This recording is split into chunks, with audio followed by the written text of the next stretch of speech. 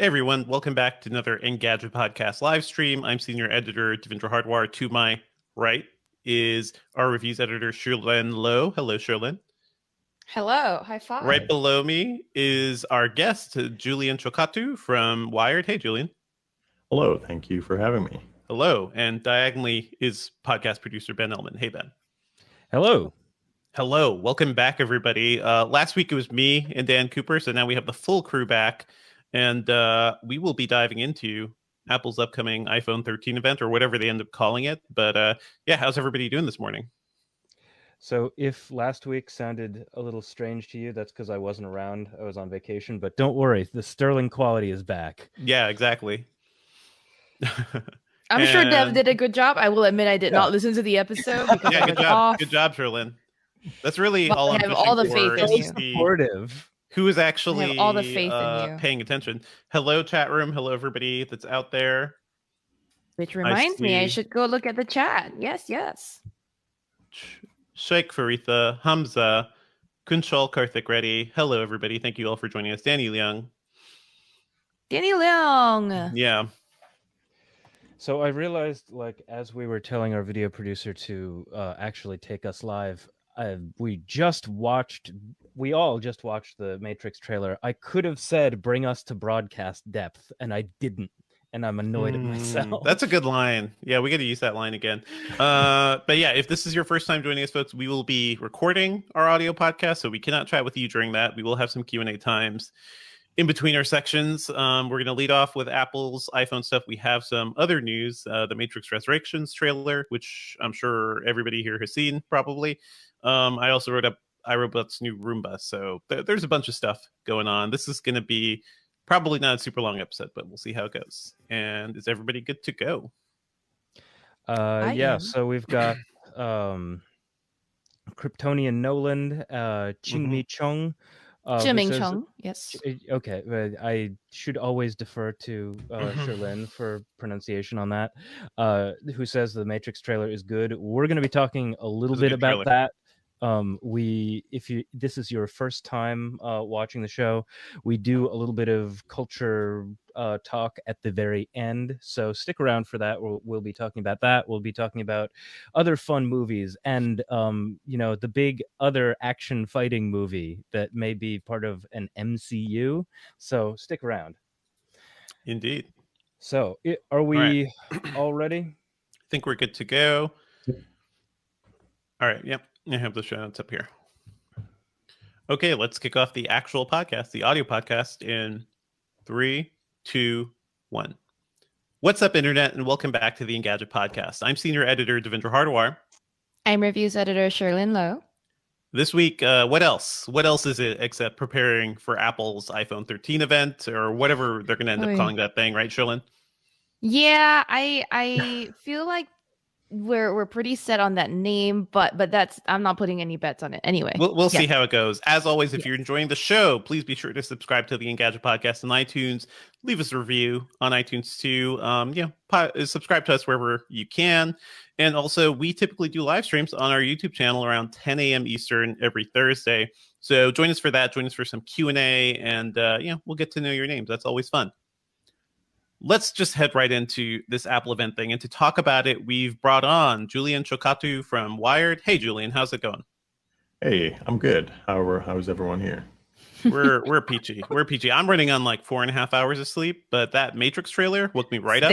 We'll be talking about it, after all of this. But yeah, I feel like, we are all in the tech media world, and it almost seems like everything revolves around the iPhone, and certainly revolves around Apple. So this is the big event we're all waiting for, coming next week, September 14th. Of course, we'll see a new iPhone. Who knows what it's going to be called? I would put money that it won't be called the iPhone 13. But what do you guys think? And what are you expecting? I'll start, and then I want to hear what you think, Julian. But sure. I think a little bit of background too. Right? I think like the whole industry, like Devindra says, just like waiting for the invites to come out. So we all got back from the Labor Day weekend, and 12 p.m. on Tuesday, everyone got there. Well, everyone important anyway got their invite. to this. Need I remind you, you only recently became important, Trillian. How dare you? Anyhow, the invite has the Apple logo sort of floating on top of this mountain and water background, and the words on it are California streaming. So of course, all of us are like, "What does that mean? What could that mean? What surprises might they have in store?" But given past history, this is almost always when Apple launches new iPhones. So yes, it's almost a given that iPhone should be the 13, or at least last time around was whatever 12. The next one is called. Yeah. One thing people thought might be the name was potentially 12S, but who knows? 13 seems more likely. Julian, what do you think? What would the name of the iPhone be? Do you think Apple is superstitious? Yeah, no, I hope they're not, because I don't like it when they skip those numbers and like why? When they went from, because when they skipped 9, it was just like people were like, what happened to the 9? And 7, 8, then 9, you have to then explain. Yes, thanks. Of course. Also, Microsoft's reasoning for Windows, right? For their yes. Windows 9. So That's true. Yeah. Well, so I mean, I think a 13 rolls off the tongue. I don't want them to go to 14 or 12S. I think the S stuff is also S gets confusing. Yeah, agree. Confusing. Yeah. But yeah, no, I'm hoping for a 13, and I feel like it's going to be a 13. It seems like, but then you never know. They surprised us with Pro Max not too long ago, and the names don't matter, like not at all. But I do think, like, and I brought this up last week, there's almost every culture in the world, like so many folks are like, no 13s in buildings, no 13s like in general. So I do feel like there's a certain amount of cultural sensitivity there, even if it's just superstition. But I guess we'll see. What are you guys expecting though? Because I feel like last year's model, the 12 series that brought in 5G wasn't a huge redesign, but I think the 5G was the big selling point. Are we expecting a big redesign this year? Because I also saw a leak. There's a leak for next year's phone already. So everything's topsy-turvy. Yeah. Boy. Go ahead, Julian. I'll let you take this one first. It doesn't seem like there's a drastic redesign. It's been a bit all over the place. I saw John Prosser's sort of leak, and he says there's all these things like a hole punch camera and different for next year's phone. Yeah, for next year's phone, right? Yeah. So I don't think there's going to be a dramatic change this year. It seems like it's pretty much the same, and that's fine, because I think they feel and look like they really looked nice with the iPhone 12, and I think they did a really good job there. Of course, it'd be nice to see like a smaller notch and things like that, but I think for the most part, it's going to be pretty much the same. But I mean, I think from what I think the biggest visual change is going to be is potentially that always on display, which kind of hinted at in that teaser for the invite. They had that like the clock, and it was kind of glowing, so it kind of looks like an always on display, which Android has had for like a decade. I don't know. Sure. So finally, nice to see that coming. I don't know if iOS users have been clamoring for it, to be honest, because like it's not really so easy thing. I never look at my phone and be like, I wish this was on more. Because the times really like my always on screen on my Android. Yeah, I mean, I the worst like battery life. Like that's the thing. Like, how is that trade off for you guys? I would say that an iPhone usually lasts me a full day, and most Android phones usually either last me a full day or if not more with it on. So I feel like it's not a huge difference.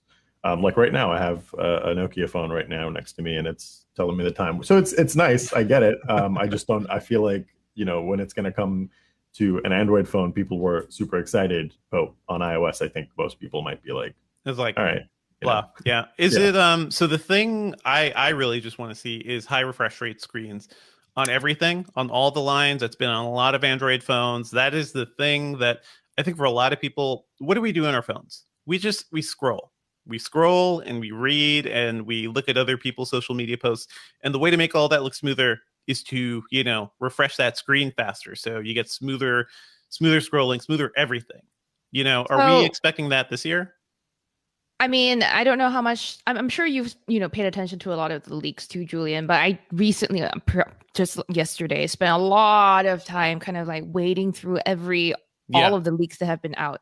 And I think the always on display is the most common one that keeps coming up. It is gained a lot of traction. Another one that keeps coming up is a 120 hertz refresh rate model that is most likely going to be on the Pro only, and potentially also only on the Pro Max. But let's backtrack so slightly. Let's backtrack a little bit, right? I kind of want to give you a full rundown of what we're expecting. So like last year, it seems like there will be 4 models of iPhone this year.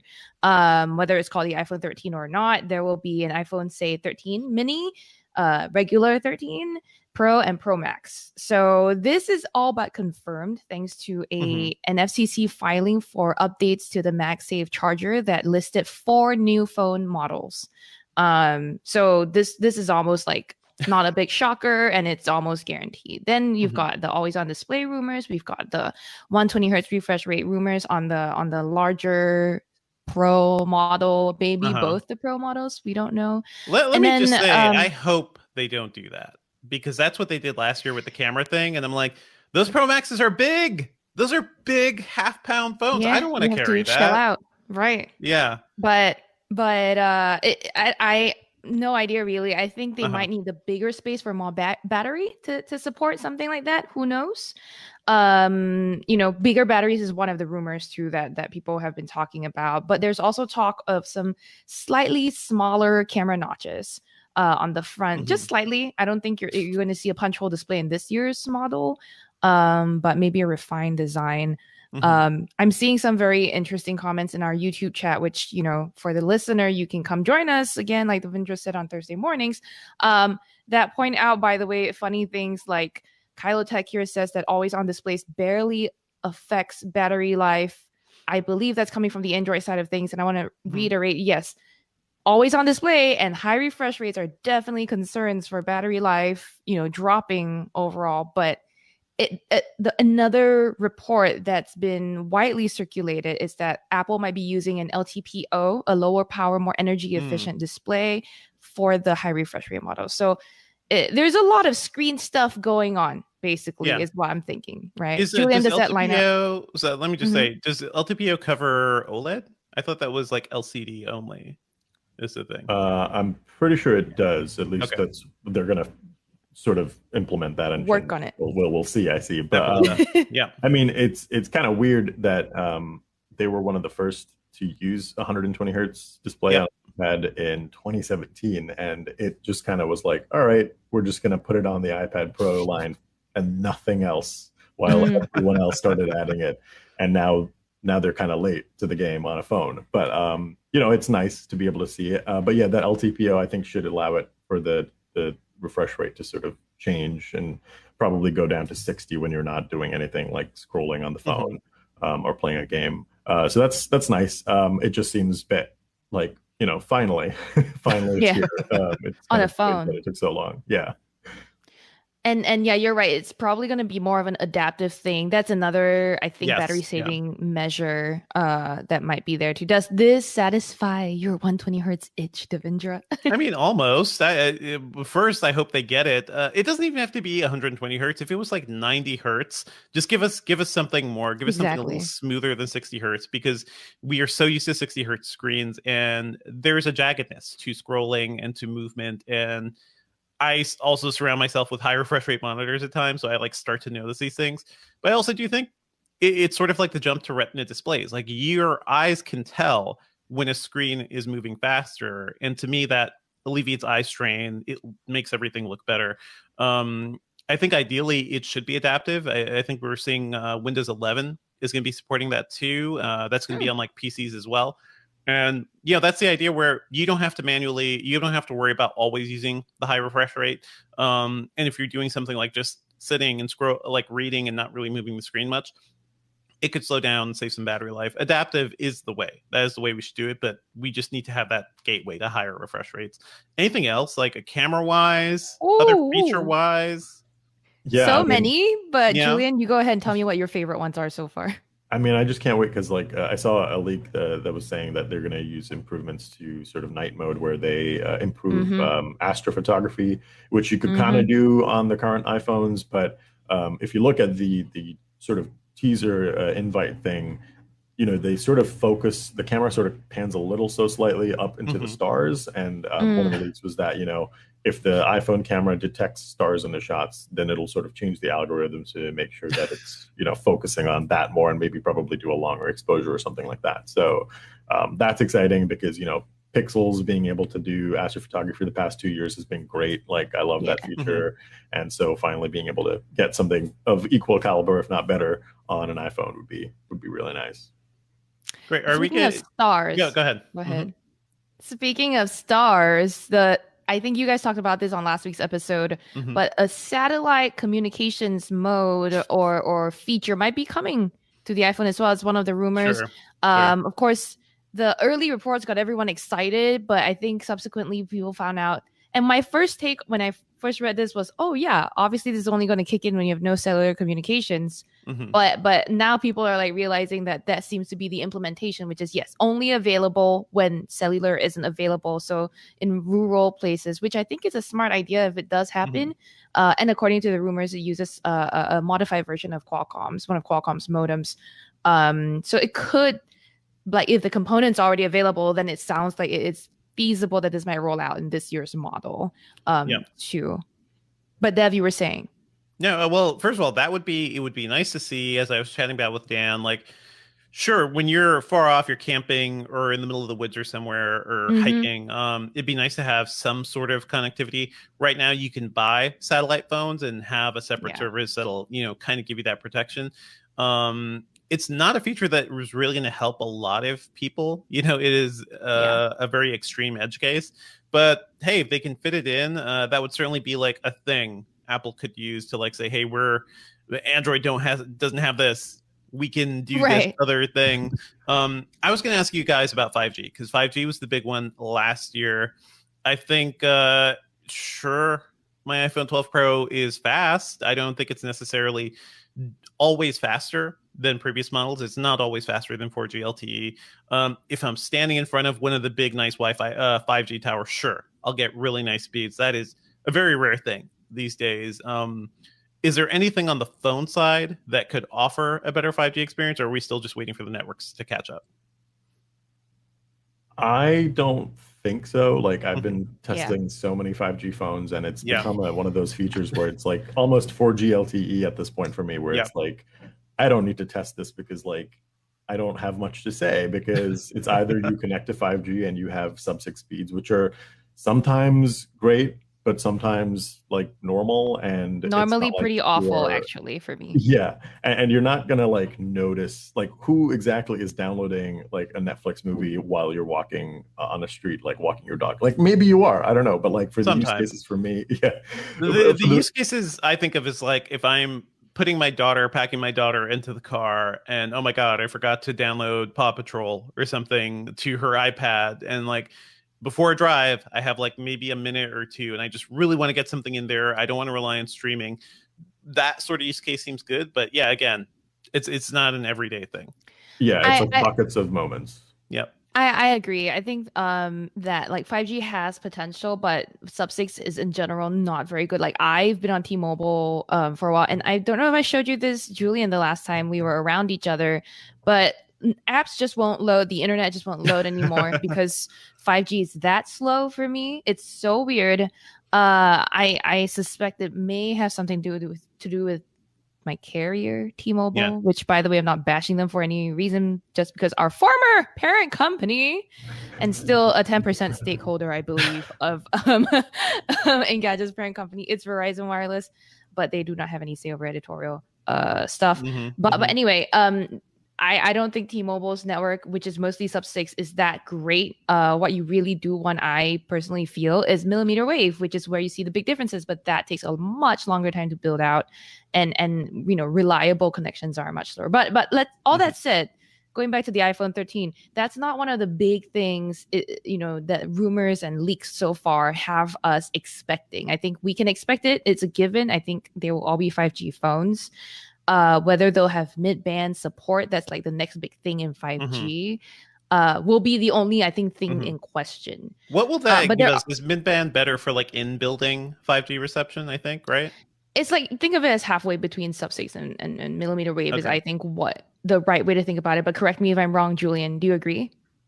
Yeah, I mean, it's pretty much that C-band support that's everyone's talking about, because AT&T and Verizon are supposed to be rolling out this C-band support, which is going to improve better 5G stability, speed, basically everything about 5G on those two networks specifically, and that's going to happen at the end of the year. But it's a huge question mark as to, like, you know, they've been saying 5G is going to be great by around now for like the past 2 years, and it's like, so I don't want to take a carrier's word at face there's a lot of like we got to start looking like deeper what was going on with 5G. Like the rollout was so hyped, and I've been seeing 5G demos since like 2014-ish, 2015, I think. Like we've been seeing them for a while. Actually, I think even my first Mobile World Congress, like there were demos at like in 2012. The max speeds, like the tech is capable, but that is not what everybody's seeing. That's not the use cases people are seeing. And I do think like the ultimate thing is sort of like the ultra low latency stuff people have talked about, where, okay, you could use 5G for VR. You could use 5G for like really responsive gaming or something like that could be a thing. Are we seeing any of that yet, guys?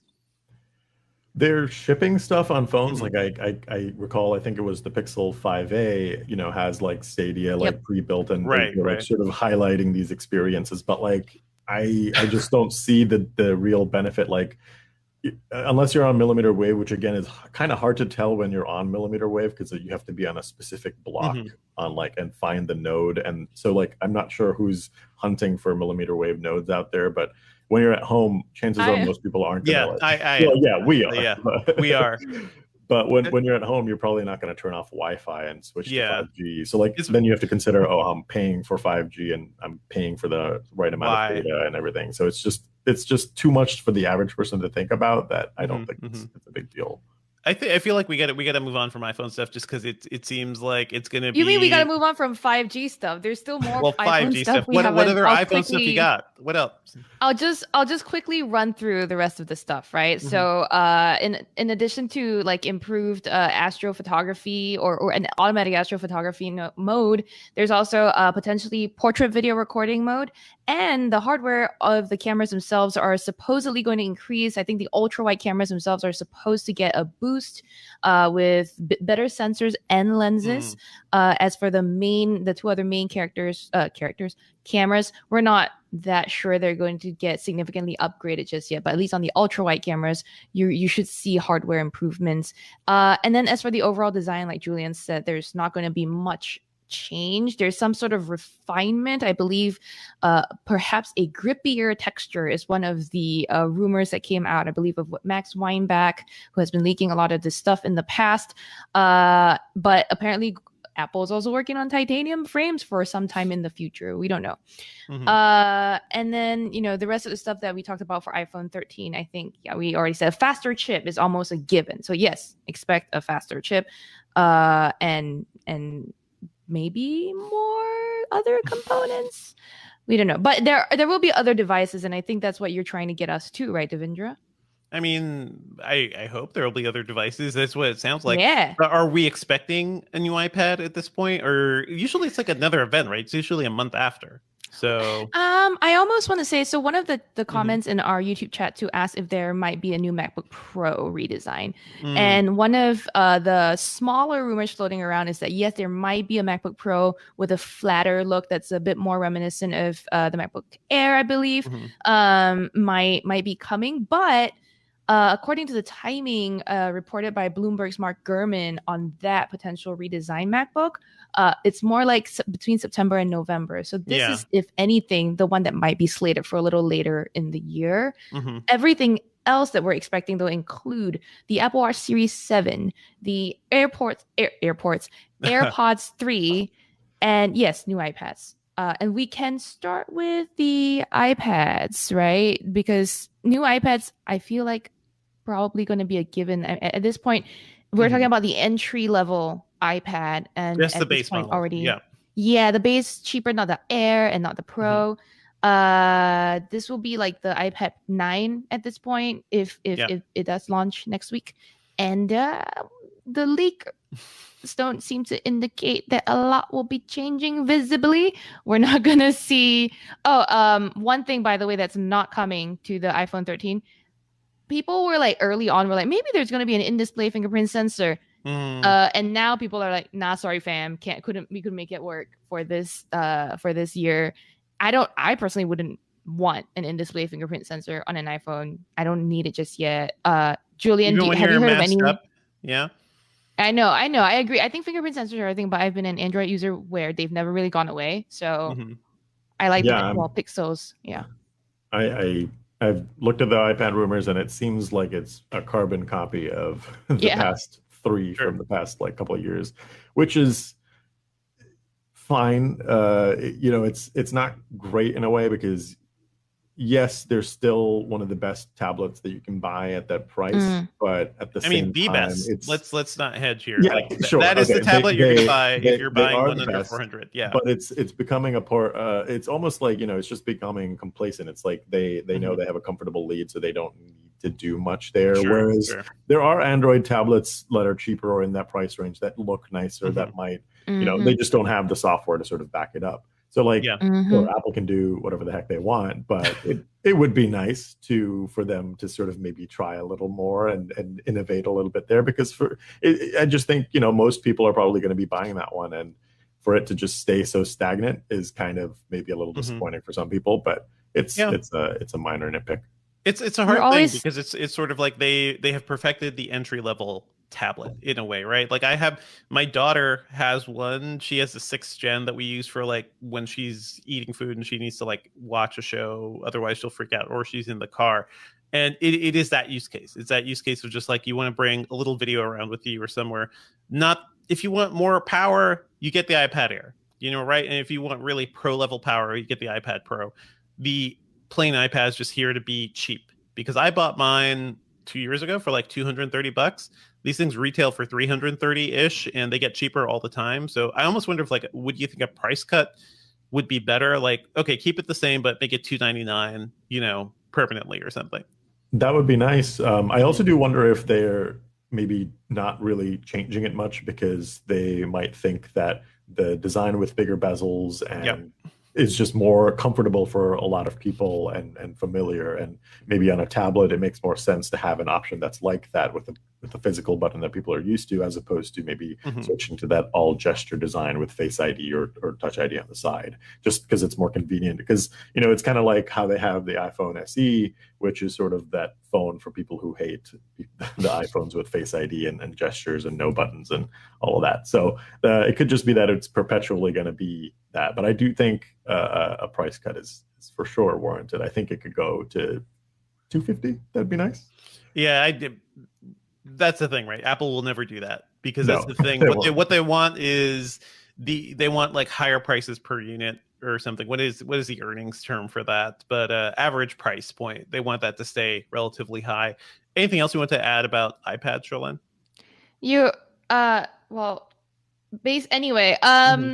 Some of the rumors indicate that, like Julian said, looks externally like a carbon copy, but what we can expect are internal changes that you should pretty much expect every year anyway, which is newer processor and more RAM in this case. Some hints seem to indicate better pencil support, but more specifically, the iPad Mini 6 is also something that has been floating around as a rumor. I love the iPad Mini series. They're just cute little 8-inch tablets ish. But the iPad Mini 6 is the one that, if it does get released next week, is slated for a more iPad Air-ish redesign.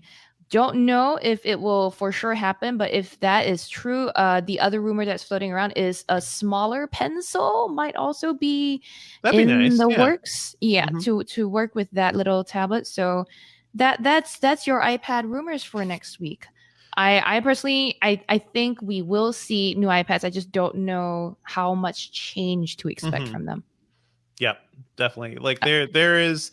I don't know how much we need, really. Like for me, it's like the base storage. That could be the big thing. Like if Apple all of a sudden is like, no more. It's still 32 gigabytes, I think, on the iPad. Like if that was just 64, like that would be life changing, I think, for a lot of people. Certainly for my daughters, like downloaded Disney Plus shows and stuff, like that sort of thing would make a huge difference. Well, but Devendra, it's expensive. How else are they gonna sell you more iCloud storage? Come on. Right. Well, it's not even iCloud storage. It's like I need stuff on my device because I'm driving and I don't always have cellular. Yeah. You're right. The starting is 32 gigs. I just checked the website. Yeah, the iPad 8 still starts at 32. I mean, it would also be nice if they just included, like, if this time around they added a better way of pen stylus storage on those two, the mini. Because like at this point, it's like, okay, you're like the best at tablets. How is your entry level stuff still like? I have to find a place to store this pencil or super glue it, get a case or something. Yeah, super glue it. Do not super glue your styluses, people. Do not. That is not a good. Do not strategy. super glue anything to any device. Anyhow, they're speaking of not much change coming in new products. The Apple Watch Series 7 is another device we're expecting next week that is not necessarily going to get big updates. The most, I think, common rumor that's floating around is that they'll have larger cases and screens, and therefore correspondingly you get new apps and faces that will make better use of the increased space. So the larger cases, instead of 40 and 44, I believe, millimeters that the current models offer, the Series 7 is supposedly going to come in 41 and 45 or 46 size. So I don't know how I feel about that. Is that going to break the band support? Because that's kind of been the nice thing between Apple on Apple Watch so far. Like, if you have a band from the first Apple Watch, they still connect to the new ones. Yeah. I don't think they'll break it, but I'm not sure. Julian, what do you think? That would be a very bad yeah, move. That would be a bad move. I feel like they wouldn't want to do that.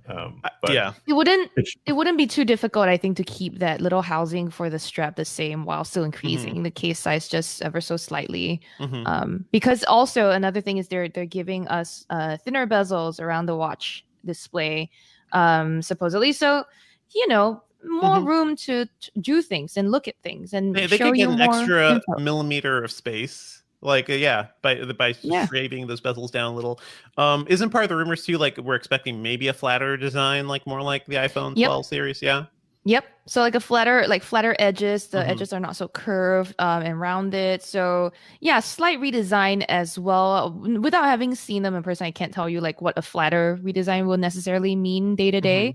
But certainly that's one of the rumors. The other rumors about the Watch Series 7 were earlier about potential body temperature sensors and blood glucose monitors on board. But from analysts like Ming-Chi Kuo or Mark Gurman, both seem to have said that those features are more likely to come in later series than the Series 7 because it seemed like they weren't able to make it onto Will we ever see an Apple Watch Pro, you think? That I don't know, but I think the one rumored variant that people keep coming back to is a rugged Apple Watch. Yeah. That's what I'm thinking of. Too. Like active, the Galaxy Active type deals. Yeah. I mean, they kind of like played around with the SE last year, so they're not shy of like trying different things with the watch. So I mean, that'd be cool to see something different. I think this time also we're expecting slightly longer battery life if the cases are just bigger in general. But that would be, I think, the biggest benefit if you wanted to upgrade, because I don't think you can still really get anything more than a full day. And if you wanted to sleep track, you probably usually still have to toss it on the charger. So that's probably a highly requested feature. I will say, go ahead. I will say that the other report or rumor that keeps floating around about the watches, and this is going to be a magic word that I keep repeating throughout this episode. New chips, new processors. they're gonna be faster. That's our podcast title. Always, yeah. So like better performance, like maybe like slightly more responsive, but like to Julian's point, I think battery life and faster charging would be two of my biggest wish list items for the Apple Watch, and hopefully the Watch Series 7 gets them. I don't know yet.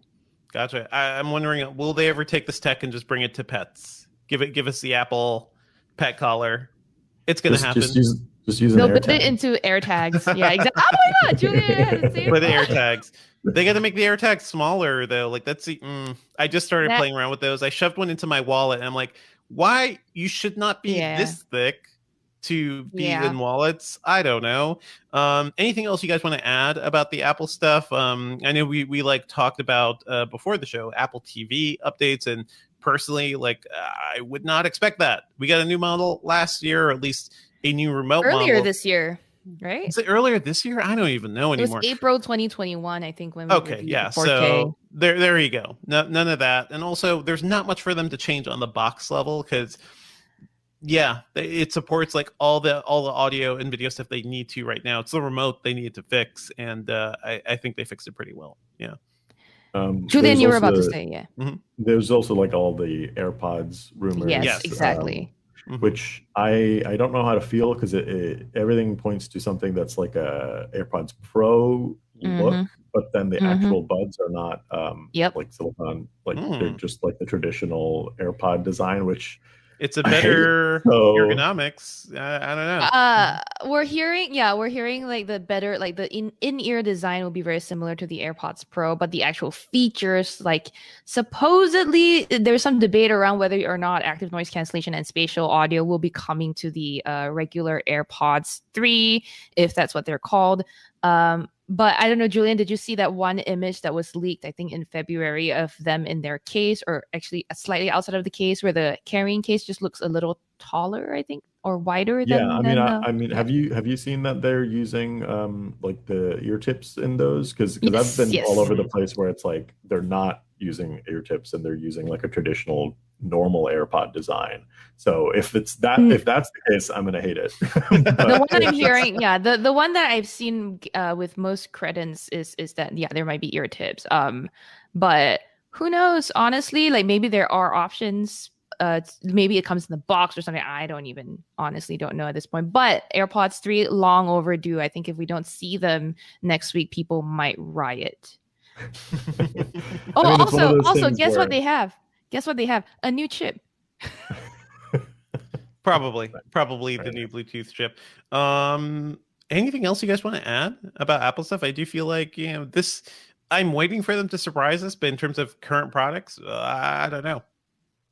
I mean, it seems like a entirely like small upgrade for every single product category this time around. I mean, obviously an M1 Mac Pro that's like larger will be a nice change, but it doesn't seem like there's one thing that's like, oh my god, that's completely different. But you also never know. They sort of surprise you with a lot of the software features of these events, and so there might be something crazy there that they'll announce. But products wise, I think the most disappointing thing is that we're just not hearing much more on HomePod stuff, which if you're someone who's trying to outfit your entire home with a smart voice assistant that's not Google Assistant or Alexa, what the hell is going on there?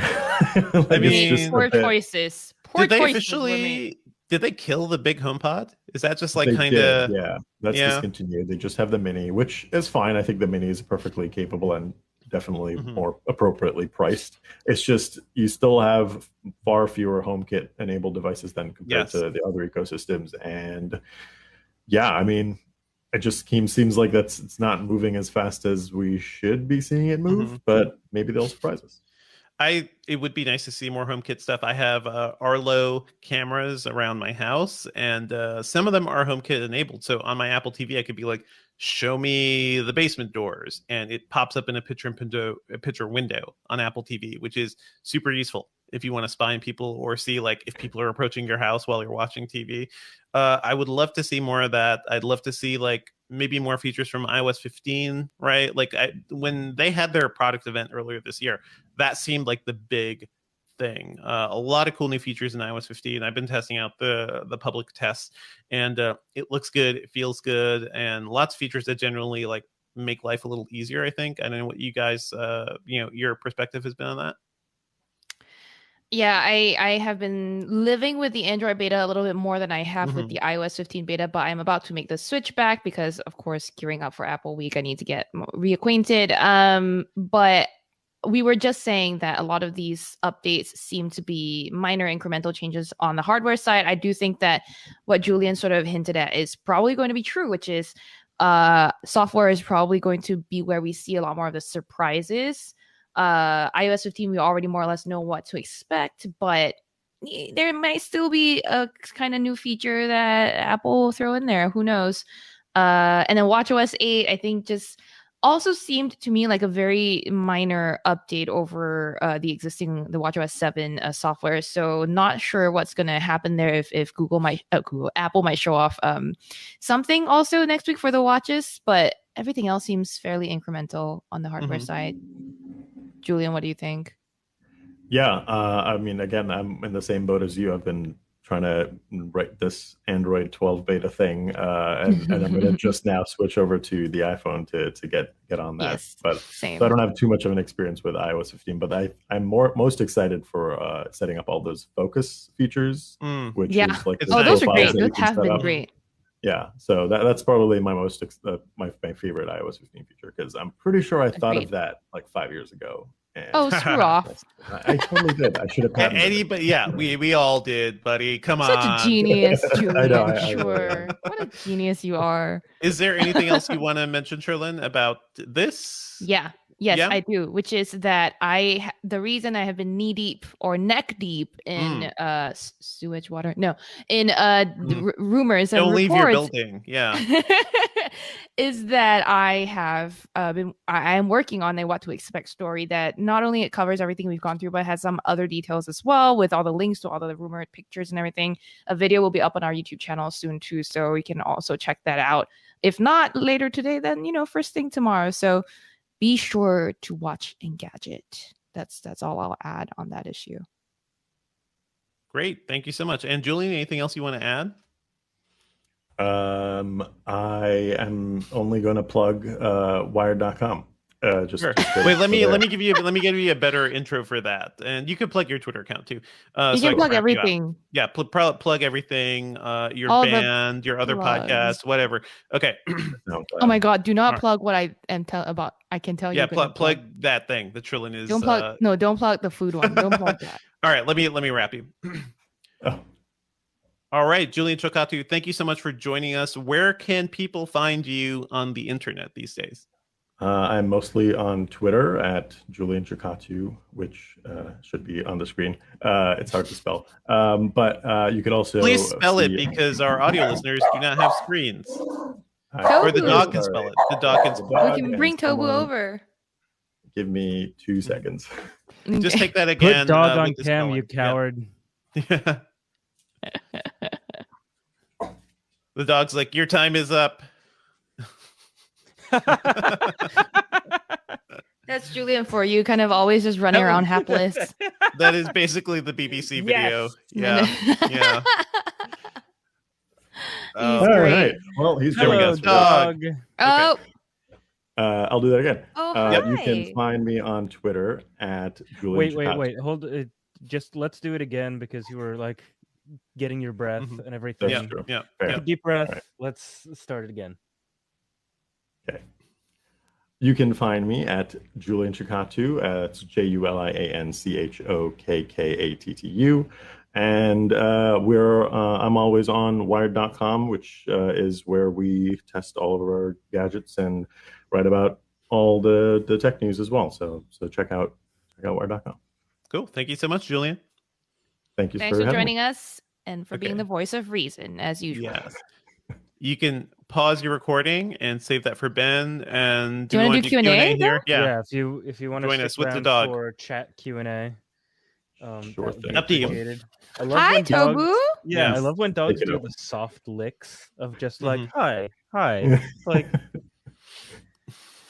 I'm just exporting this, right? Yes, please. Wave, and you could drop that in a Dropbox or wherever and send it to us.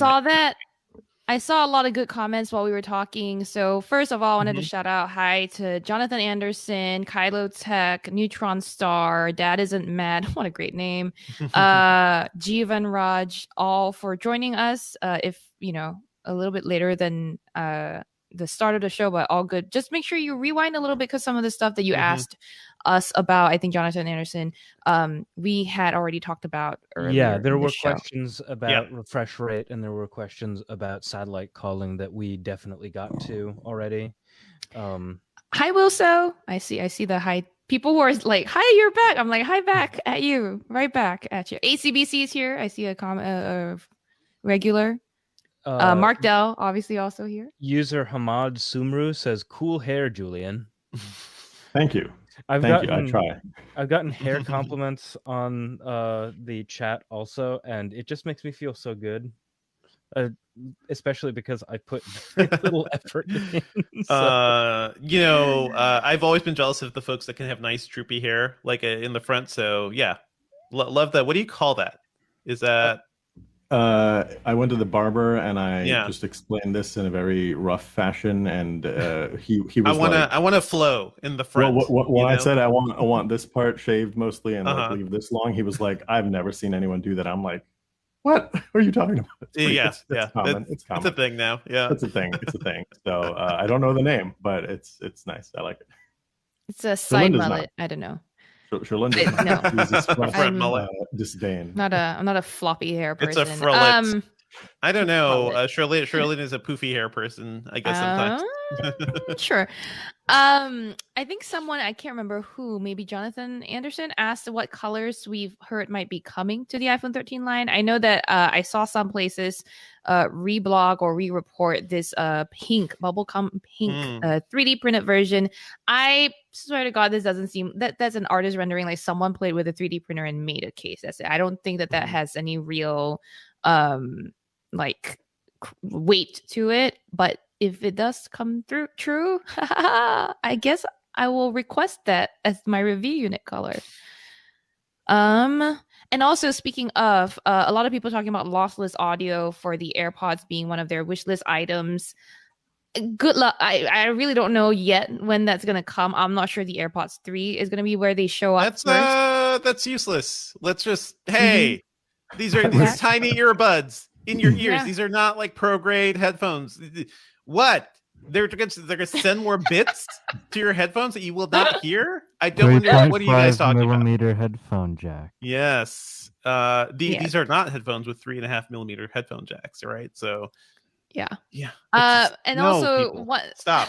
One of the features I forgot has also been floating around for the watch is potentially upgraded ultra wideband functionality. So people are like, what would that do? Well, it just might make it easier for things like unlocking your door with a tap of your watch or communicating with other devices that also have UWB built in. So, hey, that might happen. One good question from Jonathan Anderson as well, who's asking all the questions today, by the way. Any one more thing predictions? Oh, yes. Can I go first? Yeah, I saw this also. I have some ideas of my own. Okay, I'll let you go. Yeah. Well, no, but I'm not the professional, so you go first. Go for it. So either VR or AR would be my money. That's where my money is. Julian. So VR. I think VR or AR, because you can't just say VR or AR, but how? What are you talking about? So I don't think the rumored VR glasses are going to come out yet. Oh, and right, and I think that like I thought some kind of AR might be like what the invite was sort of hinting at with the way they frame things, but a Twitter user kind of like pointed out to me that like they think VR is going to come first for Apple, if anything, rather than AR. I'm just saying. Yeah, I don't think the device will be there, but they may tease something, or they may be like, "Hey, here's a new AR feature for iOS 15." I don't know, but anyway, that's where my money is. At best, that's what they do, because I think their AR implementations have been better than Android typically. Even though Google's like, "We're building chips, we're building chips for this, guys. AR just kit, join us." Yeah. No, it's been mostly iPhone. Julian, do you have any like further thoughts on like this battle? I don't think VR is going to be here yet for Apple. Or your one more thing prediction. Yeah. Well, I was going to say, have they done a one more thing the past couple of years? I feel like it's always been. Yeah. They haven't really done a thing. Yeah, they haven't done a one more thing, and when they have, it's been kind of underwhelming. Yeah. Like, I don't think that there's been something that really creates an audible gasp in a while. Yeah. I think their one more thing might also be that like some new person has a new TV show on their platform. Like not Oprah, because we already saw Oprah. It might not be Jennifer Aniston. Ted Lasso, maybe. I don't know. Maybe Ted Lasso is Lasso's not a person. iPhone 13. Not a person. I don't give a shit. It is to Sherlyn. He's not Ted real. Lasso, He can't yes, hurt you. exactly. Brett Julian Goldstein is right. isn't real either. Brett Goldstein is fully real. Even if you all think That's a he's great VFX. podcast. Yeah. Yes, wonderful podcast. But anyway, you can just call me Mrs. Brett Goldstein. But Julian, you were saying, I'm sorry. Oh, no, I just don't. Yeah, I don't. I don't know what will happen. I don't expect any one more things. And if there was going to be one more thing, it would definitely be AR related, because that seems to be the only other project that seems to be maybe closest to debuting. But as we, I do feel like AR is a space that's heating up, but maybe not this year for Apple. No. We'll be talking about stuff maybe later this episode around all this, so we shall see. So yeah, I could see Apple just skipping VR entirely, because it's exactly like the markets that Apple never really wants to wade into. Like, it's messy, it's not big enough, it's too far from like mainstream acceptance. I don't know how much they can add to make it better, right? Because like Facebook with the Oculus Quest, that is your perfectly inexpensive, self-contained, easy to use VR. It's great. It's still not for everybody. So yeah, maybe a couple of years until Apple is like, here are real AR glasses that could also do maybe a bit of VR type of thing too. That's where I'd put my money, but yeah, we'll see. Mm-hmm. Ben, sorry, you had a bunch of questions you've banked. Oh yeah, I had it. Well, actually, the one more thing question. Well, yeah, the one more thing question. But then I just want to acknowledge Chi-Ming Chung again.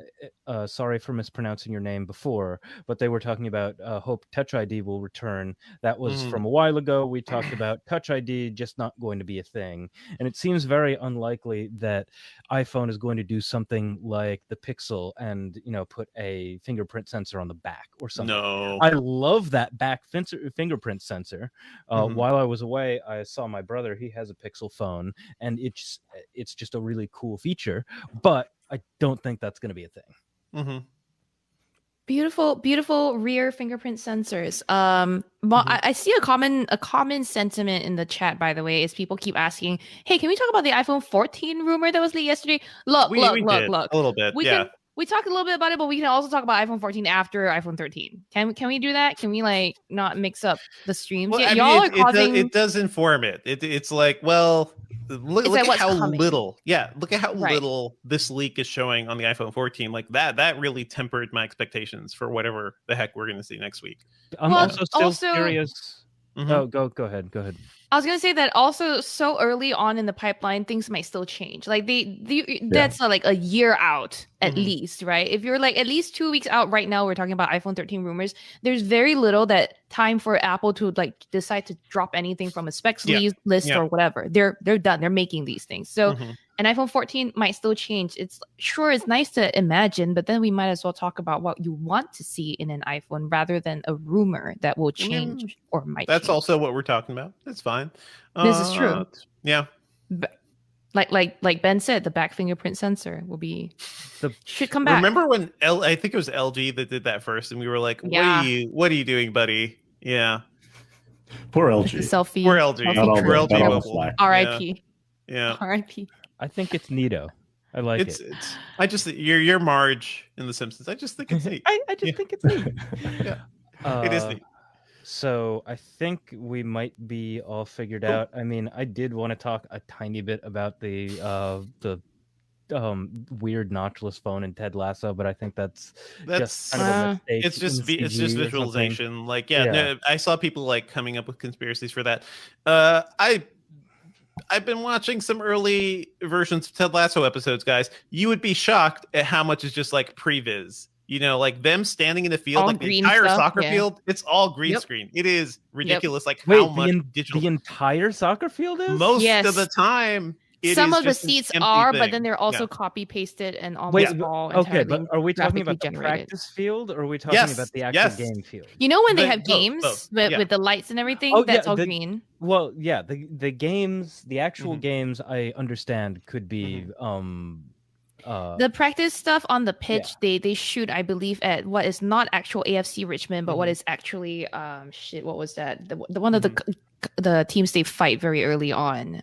Pretty much anything in the background outside, like on a field, can be previs. So that's the secret to Ted Lasso, guys. Every screen does not exist. It's just like across, like there's that just feels really weird to me. Like I totally understand that the like full stands and like actual games could be probably need to be CGI, but the idea that the practice field that they spend way more time on isn't just a field that they rented out, like what? It is a field. It is a field. I'm saying the field an actual club. The background does not exist sometimes. Okay. That is what I'm saying. Like it is just to have it all standardized. But anyway, I think we're good. Julian? Anything else? The last thing that I want from Julian is, can you review your dog as if it were a piece of tech? So like, what are the features on the outside? What is the hardware like? We actually did that for April Fools this year. I remember. For pets. Well, I would give him a 10 out of 10 because he's a good boy. But he's very much a cat. He barks, as you all heard, when someone's coming at the door, but that's about it. He literally sleeps all day, and he just will nag at you for pets when you're on the couch. That's literally all he does. Like, he doesn't play with his toys or anything like that. Nope. Yeah. Love the dog. I actually just got 2 new kittens, which I can never bring down here because they're amazing, incredible. I will. Nice. We'll get photos or video of them eventually. Are they siblings? Yeah. They're 2 little brothers. Haku and Gigi is our name. Our names for them. I would love to show more of them online, but they are terrors, so I cannot bring them in here. Sorry. We'll wait till they're less terrible, I guess. But kittens get into everything, people. Yeah, that's why I don't have them. Wanted to say hi to everyone else that also joined somewhat recently. Some familiar names and some not. Louis Knock Jr., D-Man is here. Huang Tianyong said hello, everyone. And Mark B was the one who was talking about the iPhone 14 leak. I didn't mean to go kind of off the rails there, but thanks for bringing it up. Tanush Savadi asked if the M1X potentially could be coming out. That would most likely be like the later in the year event we referred to the MacBook earlier stuff in this show. Yeah, it's more of a MacBook thing, I think. And then, hi to Gotti Jr., who doesn't lock their phone. You live in life on the edge. I lock your phones, people. Yes. Lock your phone. Okay, yeah. And here's another idea that I came up with, which is which could be an entire name of podcast. So Apple being the like digital hygiene company now, why would they have an always on screen? It was supposed to only show a clock widget and the battery indicator, just FYI. That like the rumors say that it's it's literally this, except for without that, because the screen just came on. Well, but that actually makes a lot more sense. Because if it didn't have notifications, that's more. Pulling features we saw on the Moto X, I think first. Like Moto X was the thing, man. We're going back in time. I'm gonna let you go, Julian. Drop us your audio. Moderate the shit out of this. Okay. Yeah. All right, guys. Moderate. Done. Jonathan Anderson is like, did you guys already give your opinions on the 10 Rings movie? You stick around, friend. You stick around. Yeah. Okay. All right, thanks, Julian. Yeah, thanks, Julian. Awesome. Thank you so much for having me. You as well. I'll talk to you soon. Bye. All right. Bye. All right, we are going to move on, and actually, I may have to take some photos today, so we'll see how it goes. I think we've got another half an hour in us. Yeah, because we don't have that much left. Okay. Yeah.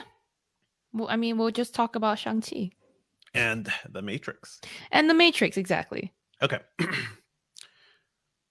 Let's move on to some other news, and come on, folks. The only thing that matters in this world, in my life right now, is the new Matrix Resurrections trailer, which just dropped the morning as we're recording this. This is the, 4th film in the series. It is crazy to even say this. Directed by Lana Wachowski. It has been weird because I'm a big Matrix guy. Okay, like listen, like when that first movie came out, I was saying like this movie is incredible and is changing everything. And with 20 years of hindsight, yeah, I cannot think of a single movie that has changed Hollywood and movie going as much as The Matrix, for better and worse, you know. And I just want to say this unapologetically, I love the sequels. And I know they have their issues, and I think they were received badly initially, because I distinctly remember going to the theaters in college and turning around as there was like the orgy scene in Zion, and people just did not know what to expect here. Yeah.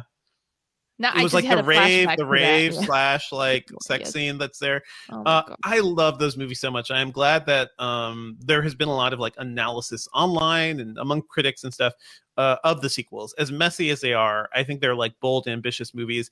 I cannot wait to see whatever happens here in The Matrix Resurrections. What are your thoughts, Sherlyn? I saw the trailer because, full disclosure to everyone listening and watching, Devendra made us all watch the trailer before this episode. And it's called doing your homework, Sherlyn. Come on. Well, that, but also I haven't even caught it. Like I got up and started preparing for the podcast. I haven't that wasn't one of the first things I did. But I like the original Matrix, the first movie. Second one was fine, and then the third one I kind of I'm still not sure if I saw it. Honestly, like I either blacked out or like so like at some point. Yeah. I might have wiped it from my memory. I need to re-enter the Matrix. But this trailer looks dope. Like Keanu is having a big moment as always, and he is great in this. Looks like some fan favorite characters are back, but it also looks like some new characters. The person with the blue hair really like caught my eye. They seem very interesting. I don't know what's going on there. And then of course it all revolves around the whole theme and idea of red pill, blue pill, which I will say I saw on Twitter a few days ago, and I don't know, like I think people were just getting hype for this to I mean the teasers. There was a teaser site where you could click red pill or blue pill and you get like little snippets of it. I am all in. I'm ready. I'm ready to like just give myself over to whatever story Lana Wachowski's trying to tell. I have loved special everything. Effects look great, by the way. Looks incredible. Yeah. Like looks like it still looks like a Matrix movie too, which is what I was kind of worried about. But like newer, but newer and fresher. I have loved everything they've done post Matrix, to be honest too. Like all masterpieces in their own way. Cloud Atlas, incredible film. Speed Racer, so good. Speed Racer is good. Sense8 is good. People will fight about some of these things, but there was so much like bursting of ideas and stuff in all their work that I cannot just wait. So anyway, we're going to move on from this. I just want to drop a recommendation here. There has been a lot of great analysis of the sequels, but I think the best one I've seen so far is called The Matrix Sequels Are Good. Actually, it's on YouTube by the account Curio, and that dives into like how the sequels are also like very much like trans allegories, and how they're basically like sending a very clear message about people who mistook messages from the first movie too. Like the red pill thing is gross, and that even before like alt-right Twitter existed and alt-right online stuff, people were taking the first Matrix in very bad ways, in very like sexist ways, and the sequels are like a direct response to that too. But anyway, check out that. And the last thing I'll say is that I don't know if people already knew this, but the trailer does say that the Resurrections movie is coming out Christmas, right? Around Christmas. December is what they're saying so far at this point. We'll see. Only in cinemas. I do hate it when they say only in cinemas when we're in the middle of a pandemic, but we will see. Like that's really the only thing. I want to be put into a Matrix pod and wake up when this movie is out. That is what I'm super excited for. Any other further thoughts, Sherlyn? What do you're tracking something in your room? My neighbors are doing something really annoying. I think they know when you're podcasting. They're tuning into the live stream right now, and they're trying to see. I'm gonna tap dance. No, they're trying to send out a Morse code SOS. So like, oh my god, get me out of here. I guess I don't know. It's annoying. Anyway, all right, I'm gonna move on to our last bit of news.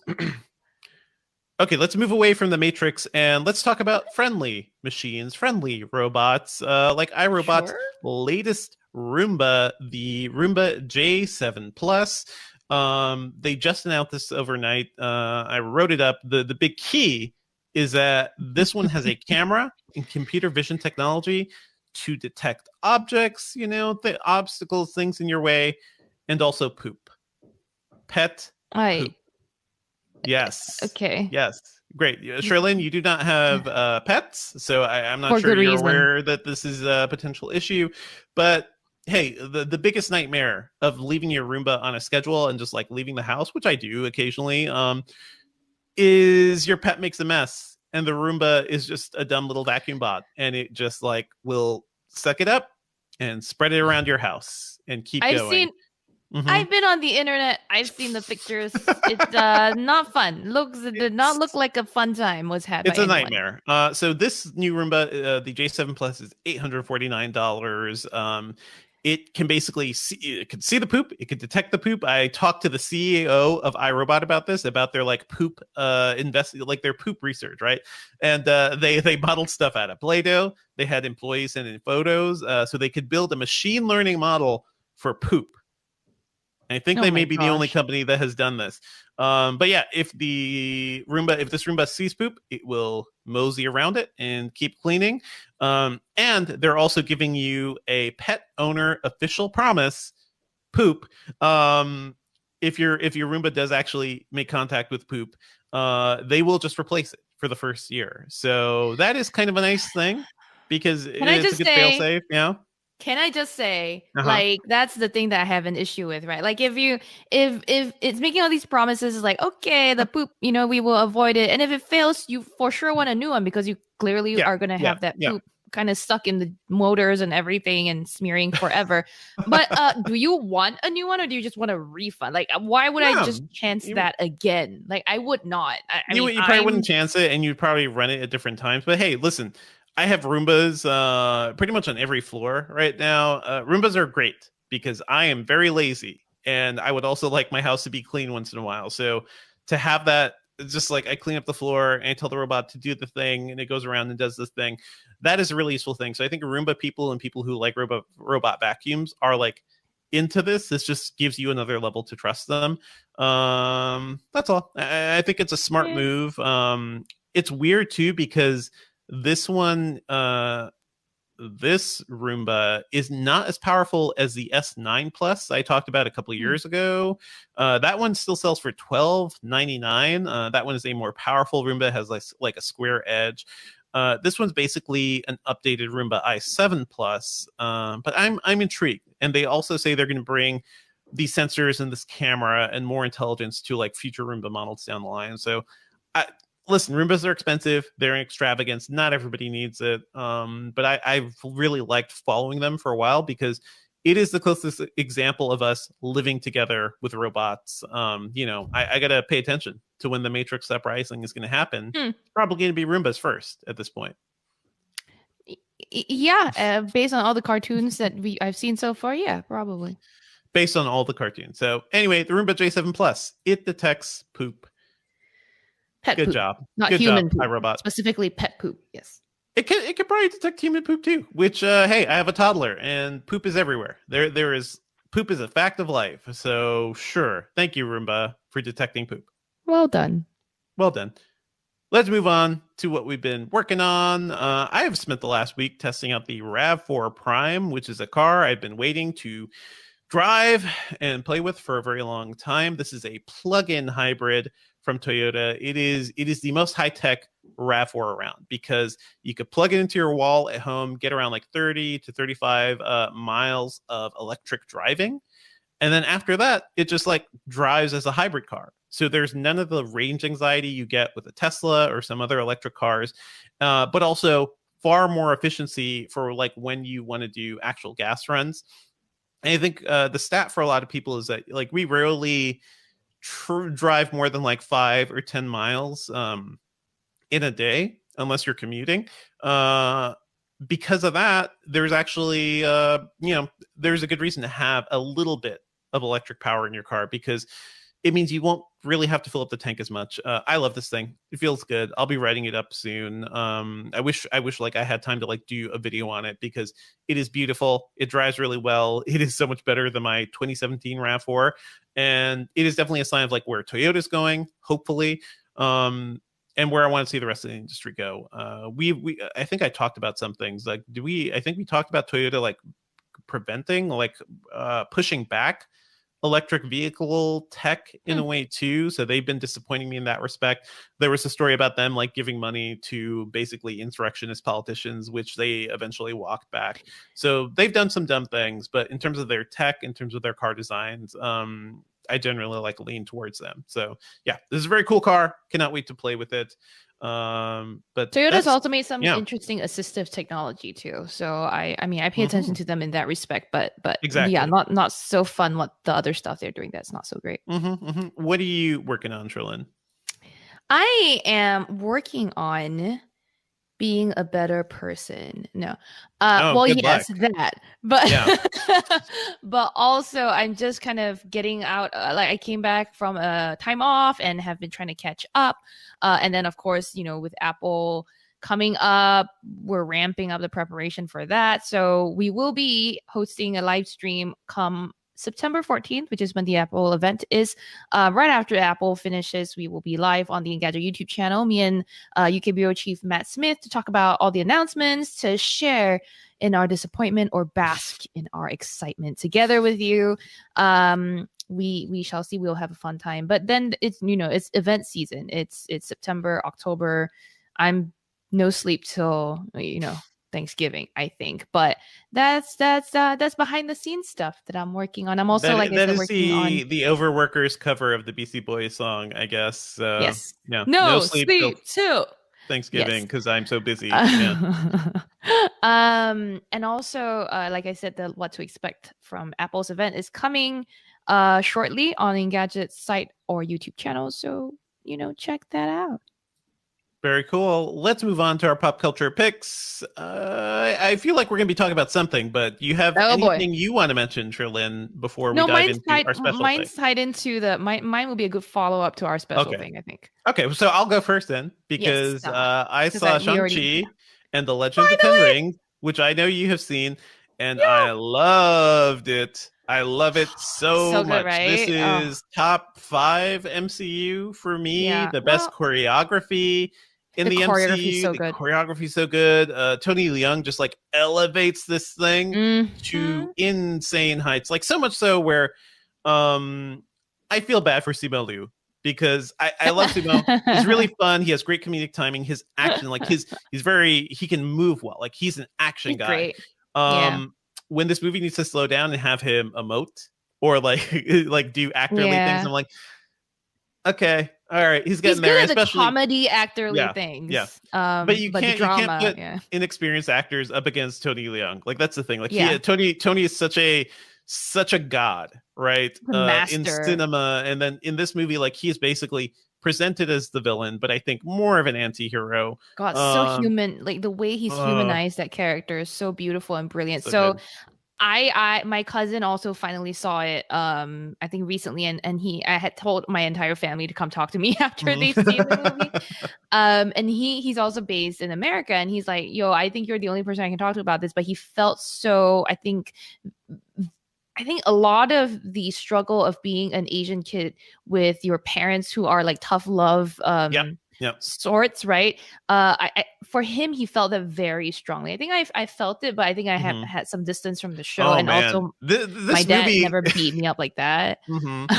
It's more like the emotional scars from Asian parents. Yeah. This movie, like the allegory is like, what if your father was a warlord who lived for 1,000 years and was really tough on you in many direct ways? Tony Leung just really sells that. So I've also as I am wont to do after I've fallen in love with something, I also watched a lot of interviews with the various actors. I mean, I watched GQ had a video up where Tony Leung just explains all his like iconic characters from his career, and this was one of them, and the way he kind of explained how he didn't want to just be a villain and he wanted to find a more interesting way to portray this character. the way he describes Wenwu, which is the character he plays, who is, by the way, the actual Mandarin, he was like, oh, this is a guy who had a rough childhood. Wenwu had a rough childhood, and then he wants to love his kids, but he doesn't know how to love his kids because he doesn't know how to love himself. He doesn't have the tools to love his children and his family. Yeah. So ridiculously, like, that hit home. I was like, holy crap, this guy is amazing. And then the action. Okay, so here's my takeaway from the show, right? Liu Simu is, I say Liu Simu, whatever. Simu Liu is great. And you know what he's done to get this role, and you know, a lot of people like ask him about the tweets, because after Captain America, he and Black Panther and all of that, he would tweet at Marvel or Kevin Feige and be like, hey, how about that Shang-Chi movie? Hey, even before he was, I think, ever in the consideration for the role. So I had to give him a lot of credit for like sort of what he's done here. I don't think it's all him, obviously, but like he's brought a level of likability to this character. Sure.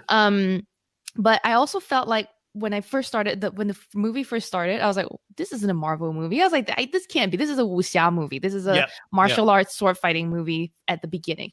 Then it got into... It really like, I just got to say, it goes hard on that too. And we saw glimpses of this in the trailer. I'm like, is this going to, like, is this going to scratch my wuxia itch, basically? And it does within the first 5 minutes. I'm like, okay. Yeah, right there, and it's qinggong, it's everything that if you're like, if you grew up on wuxia like I did, it's like everything you know about like martial artists and like what that like is known for. You get it, all the qingyong stuff, but also then it goes into Marvel territory, and then it comes right out and becomes a third kind of movie, which I don't know if we'll be spoiling it a bit much to describe what it is. So I'm not going to describe that last act stuff because it feels very spoilery, but there's also a bunch of tropes there that I identified that I didn't really feel were necessary. Like it's very like repetitive when it comes to Asian film anyway.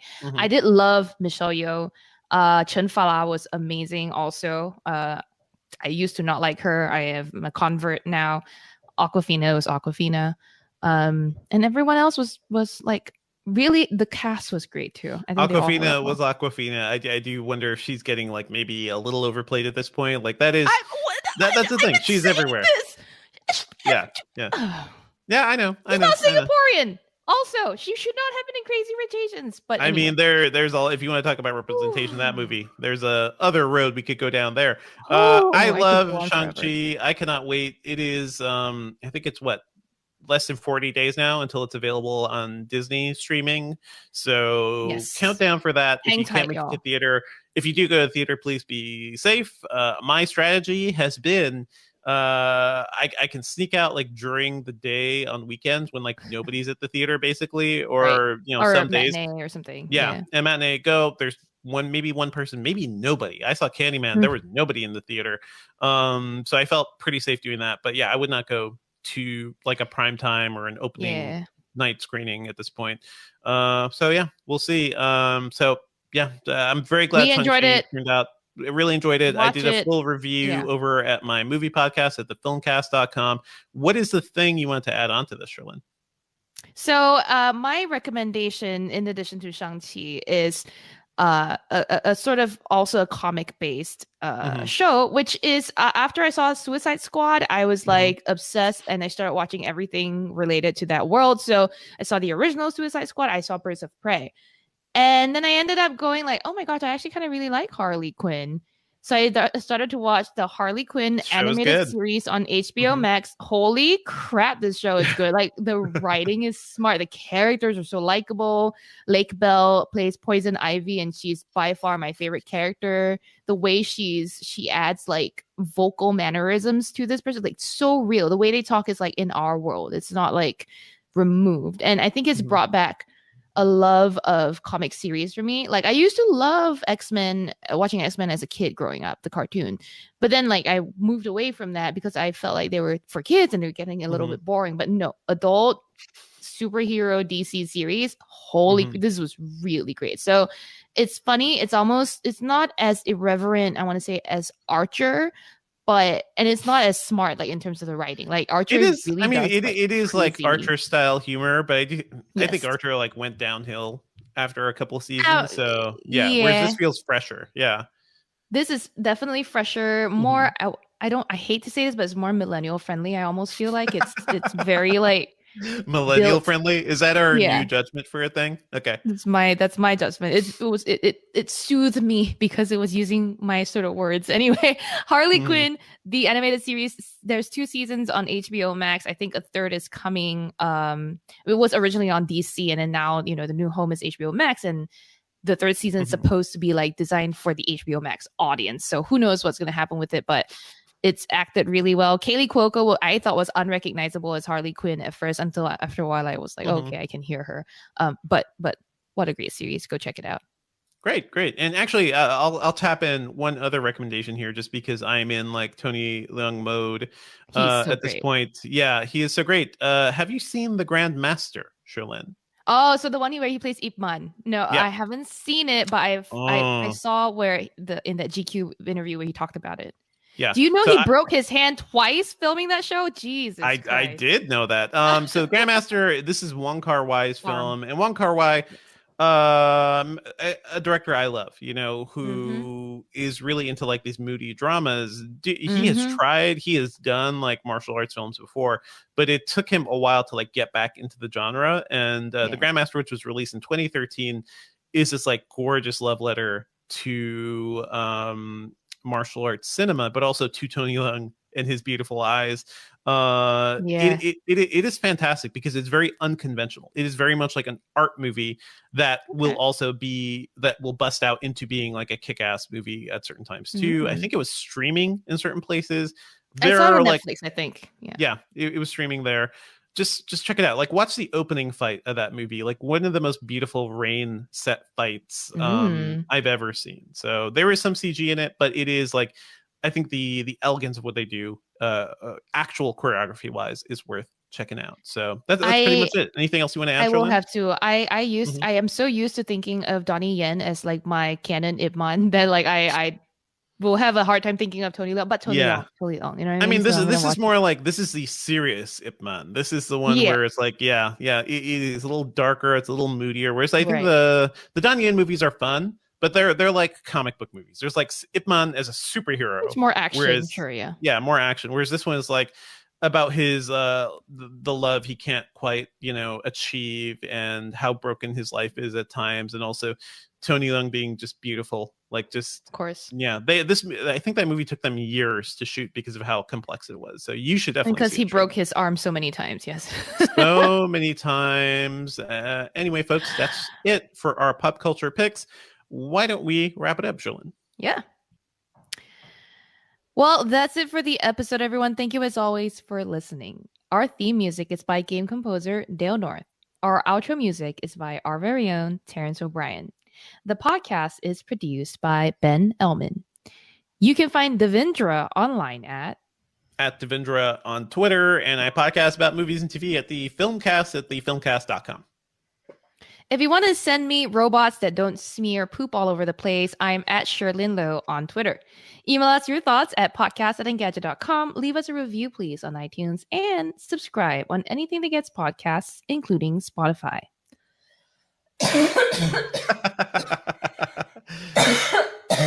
I'm just gonna mute Sherlyn here. That's how. Just keep that in the audio, please. I move away from the mic to cough. Move away from the mic. I move far away. You know what? I'm the one getting a cold right now, and I feel good that I haven't coughed yet.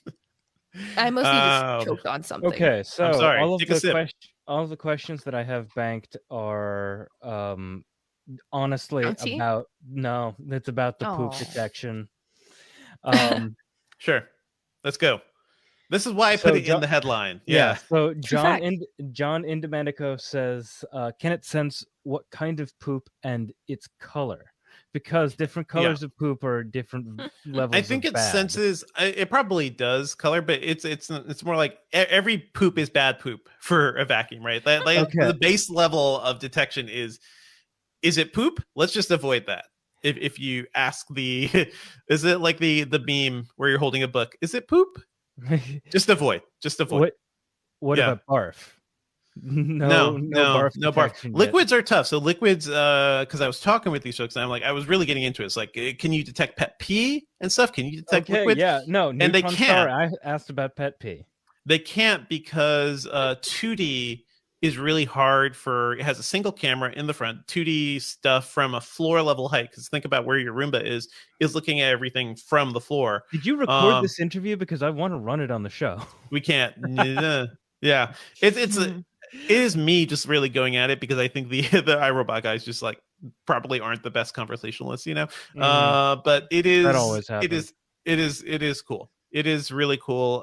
Maybe eventually if they add multiple cameras and they get 3D stereoscopic viewing, this is where the robots are headed. Eventually, yeah, they'll be able to detect liquid and other stuff. Right now, they just they want to give people peace of mind of no poop in your house, basically. Okay, so it senses poop via vision, then. Via computer not vision. LiDAR, not anything else. Because that was another question. People were just very, very. This is the first Roomba that can actually see things really well. I think the Roomba, is it the 980? It could be the 90. It was one from 4 or 5 years ago where they actually added a small, the black and white camera to do room mapping. So that was that enabled slam, the robots black and white image detection stuff, but that wasn't color. That wasn't really highly detailed. So now they can do a little more. Yeah. And wasn't there something about iRobot kind of getting room mapping and then maybe selling that data or something? Was there any update on that? There was a privacy policy thing where it's it could have been open, but I think afterwards they definitively said they're not selling your room mapping data to anybody. That's still your data. And after they revealed that first Roomba, actually, that is when they ended up selling the military division, because I think they noticed in all the reporting, everyone's like, hey, these Roombas are really cute, but all this tech is also being deployed, in battlefields and being used by police and whatnot. And now that is a whole separate thing. That is not part of iRobot anymore. Okay. Mm-hmm. Okay, good to know. So anything else that anybody wants to talk about? Sorry, I wanted to say crap, now I forget. People were pointing out other movie. I think it was here it is. The No Way Home trailer. Devendra, what did you think? It was fine. Sure. People are getting hyped. Here's the thing. I think MCU stuff is fine, and I like the Spider-Man stuff, and I love the crossover capabilities, but I'm just show me something new. Show me something that is not the template we've seen before, right? And yeah, maybe this will get there. Yeah. In the online realms that I dwell in, so that you dwell in. Reddit and weird Instagram accounts, people are hype about two things, it seems like. One, Zendaya and Tom maybe potentially dating because they were caught making out in a car. Anyhow, I would be hyped for that too. But the other thing was a lot of people thought they spotted Daredevil's Charlie Cox in the background of the trailer somewhere, one of the scenes. He is Spider-Man adjacent, so that would be nice. Sort of somewhere. It's sort of. I mean, it's the same city. Same city. Come on. Then apparently the actor, I forget his name, who played the role, was asked about it, and he apparently lied. Seemed like he lied about not being in it quite poorly. I don't know, but I am more interested in I'm more interested because they showed off okay, so the trailer ends with Doc Ock. Is it Alfred Garcia? Name? Oh. No. Yes? Alfred Molina. Alfred Molina is Doc Ock from Spider-Man 2, the greatest superhero movie ever made. Having him back is kind of cool. We saw a little bit of Green. Was it not Green Hornet? The other guy, the bad guy. Oh, Goblin. Green Goblin. Willem Dafoe's Green Goblin. I'm running on very little sleep, guys. Sorry. But yeah, bringing it all in. I think if they bring in the other Spider-Mens, the other Spider-Man, that would be kind of fun. Very metaverse. Very metaverse. Also, it is funny to me because Sam Raimi is now a part of the MCU. He is directing the next Doctor Strange movie, which the multiverse stuff in that is going to enable all of this. So I think that if they have fun with it, sure. Have fun with it. Justice for Sam Raimi, because I think what happened to him with Spider-Man 3 was garbage. by the studios, and he just kind of gave up, and he's been like struggling for a bit, I think. Drag Me to Hell is good. I feel like of the movies that Sam Raimi made after Spider-Man 3, where he was just like, screw it, let me do my thing, Drag Me to Hell is probably the most fun one. Sherlyn, have you seen that? Yeah, it was that horror movie that was pretty. Yeah, it was around the time when Hostel also came out, more or less. Yeah. I confused those two a lot because of the timing and the grittiness of both of them. I know, but I it was long enough ago that I don't remember exactly what happened in either of those. So. But I think it was pretty fun. I think it got Spider-Man trailer is fine. Spider-Man trailer is fine, folks. Oh, we should talk about What If at some point, so I need to watch a couple more of those. But those have been really good. Yeah.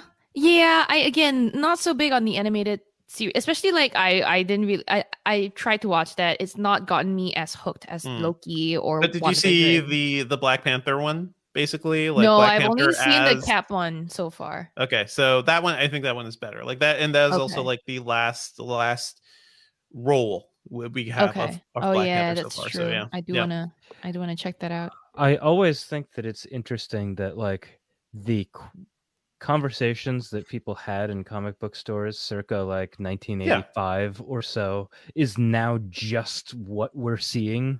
So like that's culture. That's culture now. But it's total wish fulfillment. It's amazing that a while ago people thought like, we'll never see this, nobody really cares, comic books are on their way out, whatever, and nope, that is a huge reversal of fortune. Well, it came at a time too when Hollywood was kind of dying too, when like there weren't many big franchises. It was like post Matrix, Matrix, yeah. And then like Harry Potter was winding down, and everyone was like, what are going to be the next big things? And then the MCU popped up, and that was a crazy gamble that could have failed, and it didn't. So yeah, I remember seeing Iron Man, and I remember loving Iron Man a lot. And then I remember ahead of Iron Man being like, "Who cares about Iron Man?" And then flash forward 5-10 years, everybody does. Yeah, I remember being really happy to find out that Tom Morello did the whole soundtrack for the first Iron Man. I don't think that the soundtrack for the subsequent Iron Men's were nearly as good, because then they had money and they were like, let's license AC/DC songs, and I was like, fine, okay. Can I just say one more thing about Shang-Chi that I didn't say just now, which is, I think I already said maybe in a previous episode, but I want to reiterate it. Like every actor except for Awkwafina really like learned how to pronounce like Mandarin, which is what they were speaking well. Like I don't think Awkwafina's character needed to anyway, so that's fine. But like I loved it. And Tony Leung, by the way, not a native speaker of Mandarin. His native language is Cantonese, and he's always had to struggle with Mandarin throughout his entire career. Like he had to dub, I think, In the Mood for Love, or was Lost Caution in Chinese with Mandarin as well. So like now he's, I think, got mastery of the language. He didn't need to dub anything. He sounds really good speaking Chinese. There was a moment though where like he said something in Chinese and the subtitles hadn't caught up yet, and I laughed ahead of the entire theater. Like no one else laughed yet. I felt a little bad for spoiling the joke, but also like, I mean, but that's how good it is when like when people who are supposed to be bilingual, as like the characters are supposed to be bilingual, are played by actors who go the distance to learn the language well enough to like convincingly so. That was a thing around Crouching Tiger too, right? Like I don't believe Chow Yun-Fat spoke Mandarin. It was like they had to like, it was Cantonese, yeah. So it was like the same deal. There's a lot of dubbing over in Asian cinema. Yeah. I don't mean to correct you, by the way, Ben, because you were just talking about the Tom Morello thing. I know he played guitar on the first Iron Man soundtrack, but that is still Ramin Djawadi who did the score of it. Okay. So it was, and I love Ramin Djawadi. He did Game of Thrones. He did like Pacific Rim and a bunch of other. Okay, well, but, like Tom Morello did guitar, so I think like that added like an extra layer of kick-assness to the first Iron Man. Yeah, that is good. I mean, but listen, we'll have that I really. Yeah, the thing that I really objected to is just like the licensing of music, because it just felt out of place. Like I really didn't like, okay, of course you need to license the Black Sabbath song. Yeah. But beyond that, and that's could be just for the credits, but beyond that, no, I didn't need to hear AC/DC in any of the subsequent Iron Man films. I mean, that's how they do. That's how they do. Anything else, guys? Thor Ragnarok, the music was so good. But anyway, yeah. I do feel like forever. You could have done Led Zeppelin once, or twice, and it felt like Immigrant Song was amazing. But anyway, Immigrant Song is good. It's just like, it gets reused. Anyway, I think we're good. I got to take photos of yes, I think we had going to be announcing. Yeah. Cool. Yeah. All right. Thanks, folks. Thank you. All right. Well, yeah. Thanks. I'll let you wrap then. Mm-hmm. Yeah. Yeah. Go ahead. Mm-hmm. Oh, wait. Do you want to do shout outs, Shirley? I was about to do that, but shout out to Jonathan Anderson, who's been around. D-Man, Mark Dell, ACBC, our usuals, Will So. Gonzalo Costa asked an interesting question I'm not going to answer, although the short answer is no. Mark B also. Well, yeah, mostly our regulars, but those of you who are new, Dhruv Karmoko, hi. Neutron Star, I think, is starting to get to be a regular as well. So thank you all for joining us, and we hope to see you again, not only next week at the same time, but also on Tuesday. I would guess around 2 p.m. Eastern, it might be when Apple is done, or 2:30 p.m. Eastern on September 14th. Come and watch us, break down all Apple's news. Should be fun. Okay, so thanks to our video team, which is led by Kyle Mock with Julio Barrientos and maybe Luke Brooks this week. I'm not sure. Luke's around most of the time, but it's powered by everyone in the chat. Seriously, you guys bring up stuff that we wouldn't have otherwise thought of and remind us of things that we really want to hit. So thanks for sticking around. If you stuck around this long, you know that algorithms rule our lives. Rate the show 5 stars on iTunes. Tell us some good things, because usually only the ratings are used for bad stuff. So tell us some nice things. Maybe we'll do another shout out of those on the show and the live stream. And we'll see you next week. Thanks, folks.